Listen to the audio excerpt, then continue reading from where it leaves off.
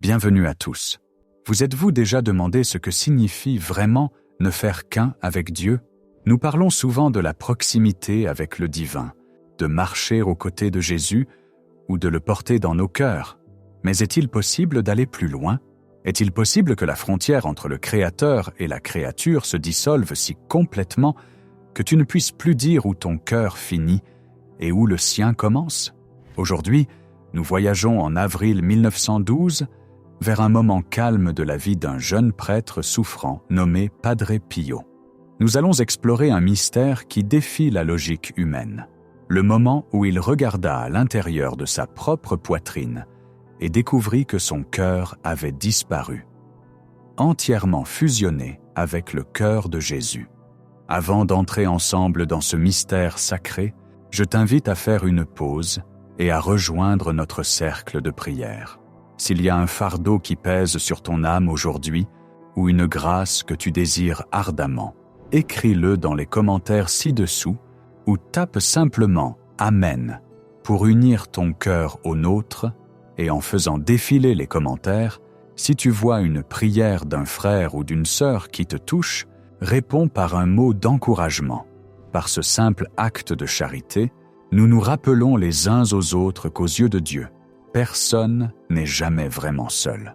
Pour comprendre l'ampleur de ce qui est arrivé à Padre Pio en avril 1912, nous devons d'abord comprendre l'homme tel qu'il était à ce moment-là. Nous ne regardons pas encore le saint âgé à la barbe blanche et aux stigmates visibles que le monde a appris à connaître. Nous regardons un jeune frère capucin, âgé d'à peine 25 ans, vivant dans la paisible ville rurale de Pietrelcina.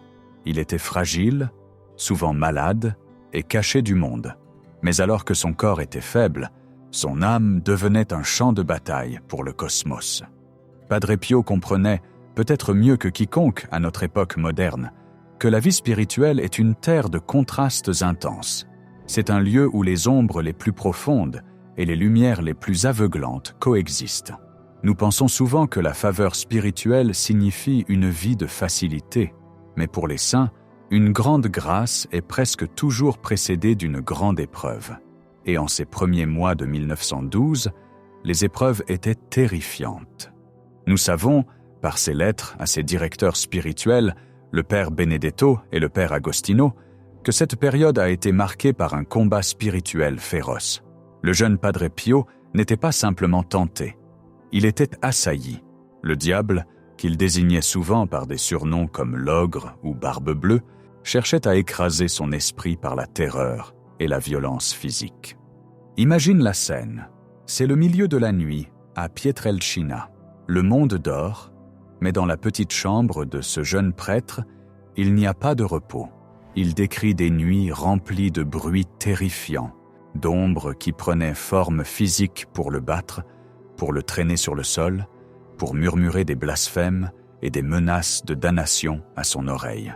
L'ennemi voulait le convaincre qu'il était abandonné, qu'il était seul, que Dieu avait détourné son visage. La douleur était réelle, les bleus étaient réels. C'était une obscurité destinée à briser son esprit et sa foi. Mais voici le beau et terrifiant paradoxe de la vie spirituelle. Plus le vide creusé par la souffrance est grand, plus il y a d'espace pour que Dieu le remplisse. L'ennemi, dans son arrogance, pensait détruire Padre Pio. En réalité, il préparait involontairement le réceptacle. Il dépouillait tout confort terrestre, toute confiance en soi, laissant le jeune frère avec rien d'autre qu'un besoin désespéré et brûlant de son sauveur. Et puis, le matin venait. Après les longues et pénibles nuits de combat, le soleil se levait sur les collines de Pietrelcina, les ombres s'enfuyaient, et Padre Pio se dirigeait vers l'autel pour célébrer la Sainte Messe. C'était là, dans le silence de l'église, que commençait la contre-attaque du ciel. Ce n'était pas une contre-attaque de violence, mais d'une douceur conquérante, écrasante. C'est dans ce contexte, le calme après la tempête, que nous trouvons les événements de la mi-avril 1912. Padre Pio écrivit une lettre à son directeur spirituel, le père Agostino, datée du 18 avril. Dans cette lettre, il lutte pour trouver des mots humains afin de décrire une réalité divine. Il essaie d'expliquer ce qui lui est arrivé après la messe, pendant son temps d'action de grâce. Nous devons nous rappeler que pour Padre Pio, la messe n'était pas un rituel. C'était une réalité. C'était le sacrifice du calvaire rendu présent. Quand il tenait l'hostie, il tenait son amour. Et une fois la messe terminée, il restait en prière, ne voulant pas rompre ce lien. En ce matin particulier, alors qu'il était agenouillé en action de grâce, le monde autour de lui commença à s'estomper. Le sol en pierre, les bancs en bois, les bruits de la ville qui s'éveillait, tout recula. Il décrit l'entrée dans une douce conversation avec le paradis. Note le mot « douce ». Après la violence des démons, Jésus n'est pas venu avec le tonnerre. Il est venu avec une douceur qui a brisé l'âme plus complètement que n'importe quelle force ne le pourrait. Alors qu'il priait, quelque chose de fondamental changea dans sa poitrine. Nous percevons habituellement nos cœurs comme le centre de notre individualité. Mon cœur bat pour moi. Ton cœur bat pour toi. C'est le moteur de nos vies séparées. Mais dans cette extase mystique, Padre Pio sentit cette séparation se dissoudre. Il écrivit au père Agostino, révélant qu'il avait l'impression qu'il n'y avait plus deux cœurs, le sien et celui de Jésus, battant séparément. Au lieu de cela, ils étaient fusionnés. Il dit « Le cœur de Jésus et le mien, permettez-moi d'utiliser cette expression, n'était-ce plus deux cœurs battants, mais un seul. Faisons une pause et contemplons ce que cela signifie vraiment, la fusion des cœurs.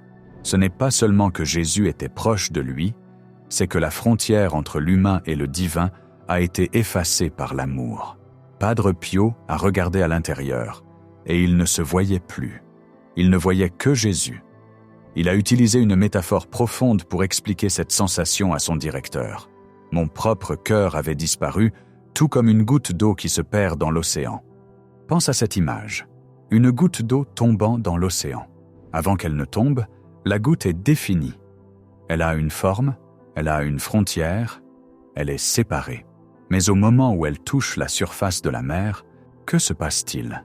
La goutte cesse-t-elle d'exister? D'une certaine manière, oui. Elle perd sa forme individuelle, elle perd sa petitesse, mais d'une autre manière plus vraie, elle devient quelque chose d'infiniment plus grand. Elle devient l'océan. Elle prend la profondeur, la puissance et l'immensité de la mer.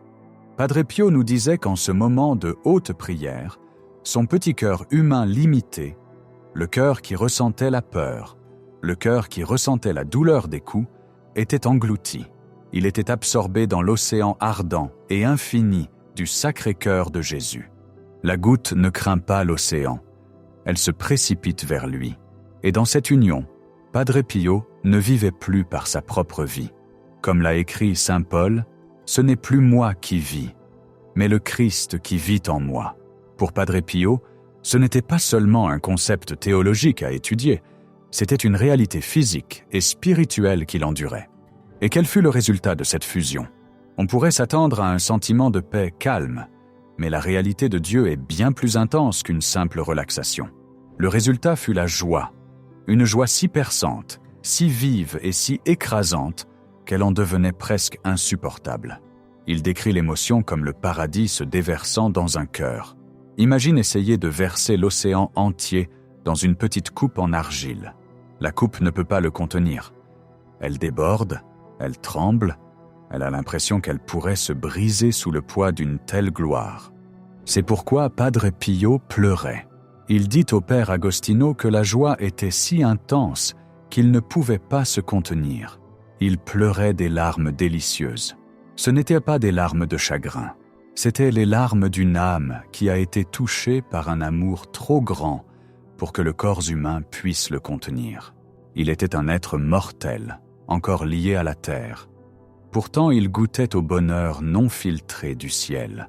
Il écrivit « Padre, si vous pouviez seulement comprendre combien de consolation Jésus me donne.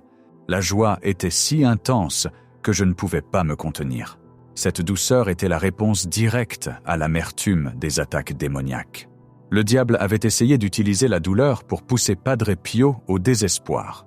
Jésus a utilisé la joie pour l'attirer dans l'union. Le diable voulait que Padre Pio se sente isolé et abandonné. Jésus lui a montré qu'ils étaient si unis, qu'ils partageaient un seul cœur.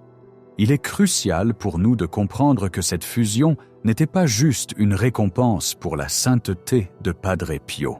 C'était le carburant de sa mission. Nous nous demandons souvent comment cet homme pouvait s'asseoir dans un confessionnal pendant 16 heures par jour, année après année, absorbant les péchés et les chagrins de milliers de personnes. Comment pouvait-il supporter les stigmates, les blessures physiques du Christ pendant 50 ans? Comment pouvait-il endurer la persécution au sein de l'Église, la suspicion et la calomnie sans devenir amer? La réponse réside dans l'événement d'avril 1912. Il n'aimait pas le monde avec son propre petit cœur limité. Ce cœur avait été perdu dans l'océan. Il aimait le monde avec le cœur de Jésus. Quand il absolvait un pécheur, c'était le cœur de Jésus battant dans sa poitrine qui offrait la miséricorde. Quand il pleurait pour les souffrants, c'était la compassion du Christ coulant à travers ses yeux. Il avait accepté d'être remplacé. Mais ce don venait avec un coût. Le feu qui réchauffe brûle aussi. Avoir son cœur fusionné avec Jésus, c'est ressentir ce que Jésus ressent et que ressent le cœur de Jésus. Il ressent un amour infini, oui, mais il ressent aussi la tragédie de ceux qui rejettent cet amour. Il ressent le chagrin des péchés du monde. Padre Pio a noté que cette douce conversation et cette fusion le laissaient avec le sentiment de ne pas être dans ce monde. Mais cela intensifiait aussi son désir de souffrir pour les autres, parce que le cœur de Jésus est un cœur sacrificiel. Tu ne peux pas fusionner avec le Christ et rester égoïste. Tu ne peux pas fusionner avec l'océan de miséricorde et rester indifférent à la souffrance de ton prochain. C'est pourquoi, peu après ces expériences, Padre Pio s'est offert comme âme victime pour le monde. Il a réalisé que si son cœur ne faisait qu'un avec Jésus, sa vie devait ne faire qu'une avec la croix. La goutte d'eau était devenue l'océan, et l'océan était fait d'amour sacrificiel. Maintenant, tu penses peut-être, c'est magnifique, mais c'est pour les saints. C'est pour les mystiques qui vivent dans des grottes ou des monastères.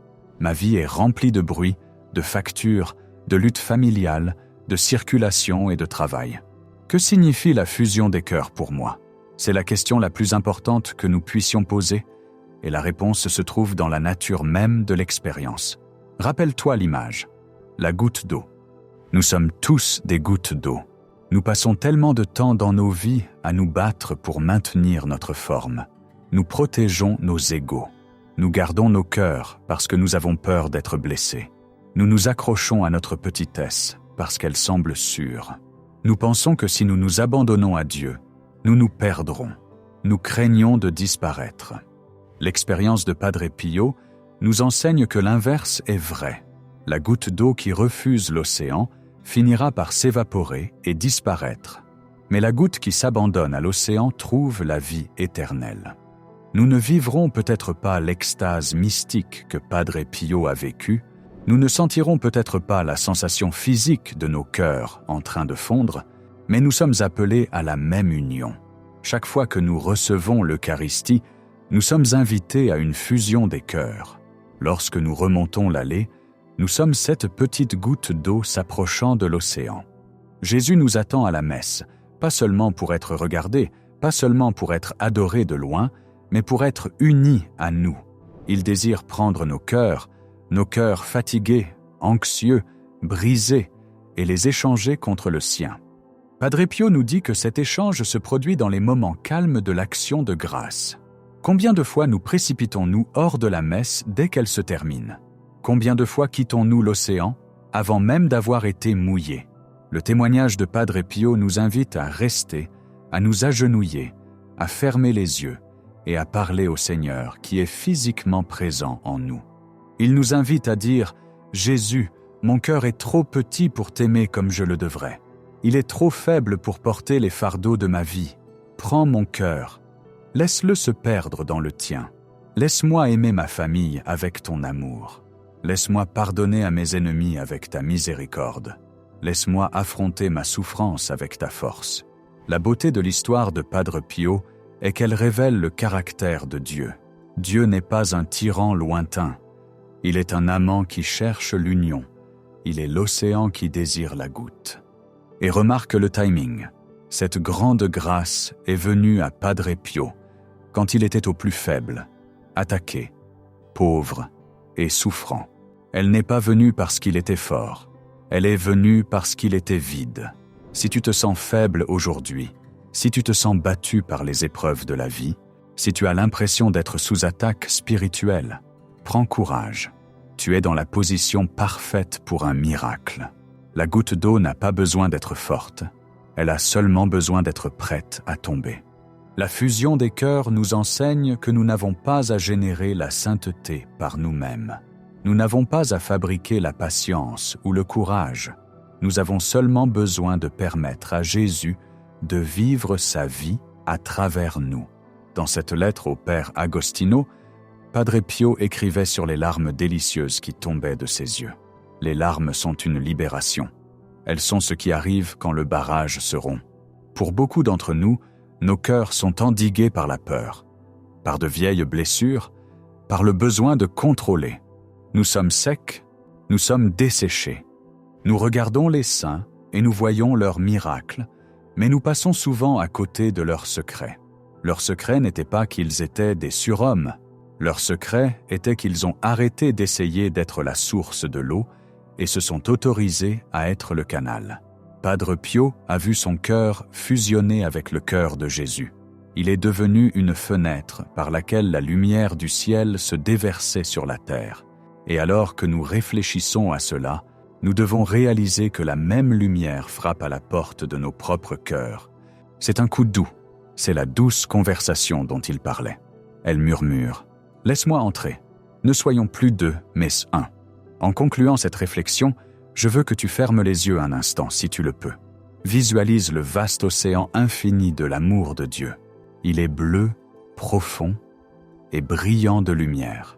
Maintenant, visualise ton propre cœur, tes soucis, tes espoirs, ta vie comme une seule goutte d'eau suspendue au-dessus. N'aie pas peur de lâcher prise. Le diable, l'ogre qui attaquait Padre Pio, veut te faire croire que tu es séparé, que tu es isolé, que tu dois mener tes batailles seul. C'est le mensonge de l'enfer. La vérité du ciel est que tu appartiens à l'océan. Demandons à Padre Pio d'intercéder pour nous aujourd'hui. Demandons-lui de nous apprendre à rester dans ce silence après la messe, à endurer les nuits d'épreuve, et comment abandonner nos cœurs si complètement que nous puissions nous aussi connaître la joie d'être perdus en Dieu. Car à la fin, c'est la seule chose qui compte. Quand notre temps sur cette terre sera terminé, quand le bruit du monde s'estompera, tout ce qui restera, c'est l'amour que nous sommes devenus. Puissions-nous, comme Padre Pio, découvrir que nos cœurs ont disparu pour être retrouvés battant éternellement dans le Sacré-Cœur de Jésus. Merci de marcher sur ce chemin de mystère avec nous aujourd'hui. Que la paix que Padre Pio a trouvée, la paix qui surpasse toute intelligence, garde ton cœur et ton esprit, jusqu'à ce que nous nous revoyions. Sois béni et n'oublie jamais l'océan qui t'attend.